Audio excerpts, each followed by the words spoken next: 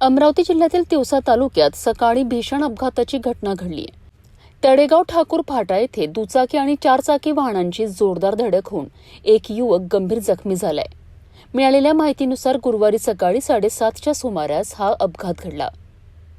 22 वर्षीय जखमी युवकाचे नाव आकाश तेलंगे आहे।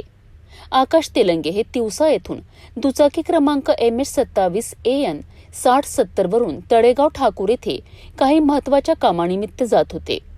ते तळेगाव ठाकूर फाटा येथे रस्ता ओलांडत असताना अमरावतीकडून भरधाव वेगात येणाऱ्या चारचाकी वाहन क्रमांक MS08Z 9326 ने त्यांच्या दुचाकीला जोरदार धडक दिली।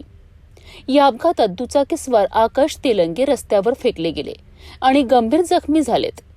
सुदैवाने अपघाताच्या वेळी त्यांनी हेल्मेट घातलेले असल्यामुळे डोक्याला मोठी इजा होण्यापासून बचाव झाला।